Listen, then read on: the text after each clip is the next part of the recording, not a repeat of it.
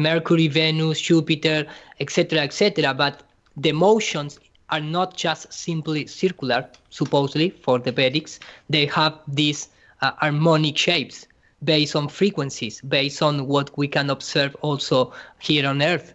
When you make the how you call the luminescence frequencies, Oh, the sonoluminescence frequencies? Sonoluminescence, and the other one when you just use grain of sand and you cymatics. Cymatics, exactly. Yep. So again, for me, the concept of trying to explain orbital mechanics just in a circular or elliptic pattern is thinking that for getting from A to B is a straight line. That's right. That's 2D thinking, and the field theory is anything but 2D. Yes. And I think that's one way that we're misled in a lot of ways. And even in the heliocentric model, they always portray it, in this two-dimensional, thing, like this is how it has to work. It's like, no, that's not how it has to work. And it doesn't even make sense that it would work that way. But yet we're always portrayed, this heliocentric model in a two-dimensional type of, representation, which I think is just dishonest. Yeah. So again, we can observe, at least in different and variety of models, again, we are under this type of this divine geometry.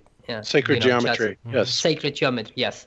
And well, this is a little reference that I really like. The word freedom become like a freedom, if you want to be free, or the compass, which come and pass, this type of ideas. I really like the power behind words that we use, just simply as that.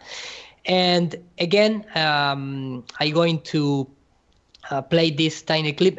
Let me how we are, Geran. It's okay. We're fine. Go. Yeah. We're fine. Okay. Yeah. Because now it's entered in the part of the sun, stars, and and we are almost maybe half hour more. We close the presentation. Okay. Good.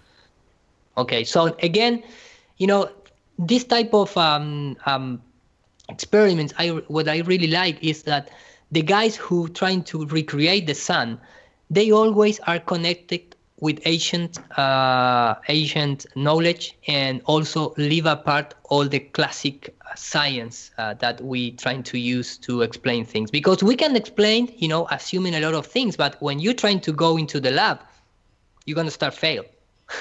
And that is really important to have in mind. So let me just play this clip and make some commentary on top.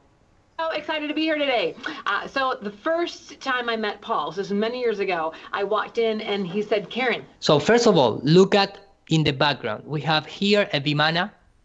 So that tells you something about the background of this guy. I created this sun in a jar. I got this star in a jar. I'm like, you're kidding me. He's like, oh yeah, all that stuff you've learned, put it on the back of your brain because I'm going to show you something awesome. But this is just to show off. This is to show off Paul and some of the really neat ways that elements work and that chemistry works. And so what this really is a oversimplification. Again, the Horus eye in the background. Yep, this is a great video here. I haven't seen this in like 2 or 3 years, so I'm glad you have it. Okay. Of what? And the name, the reference, they're going to talk about dragon. Dragon really is. It's combining a yin and yang energy frequency together, and they both attract. They want what each other has. There's value in that exchange. So, contrary to what they teach. Again, he starts contrary to what they teach in science. In science. Contrary to what they teach in science, the universe is actually magnetic and light. The universe is actually magnetic and light. It's not gravitational driven. It's not gravitational driven. So what this is I'm going to induce an electrical and magnetic field. This outer ball is the male or yang field. And this silver one inside is the yin or female field. Fascinating. So just like males and females like to do, they are going to go at it. So with no further ado, I'm going to now put this over. I am not so sure with that concept in our times. Sorry. I know. I thought that was kind of weird too. So instead of a sun actually being a And again, look how many times he contradicts modern science. a fusion generator eating its own hydrogen and helium, and over time, it's going to use all of its fuel. It's actually the sun is actually being powered by something else. And nobody knows what the sun is.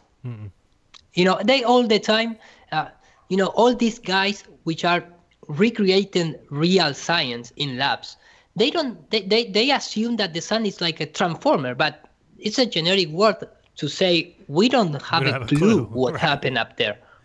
No, they don't have a clue. And but again, at least these guys are honest. Right.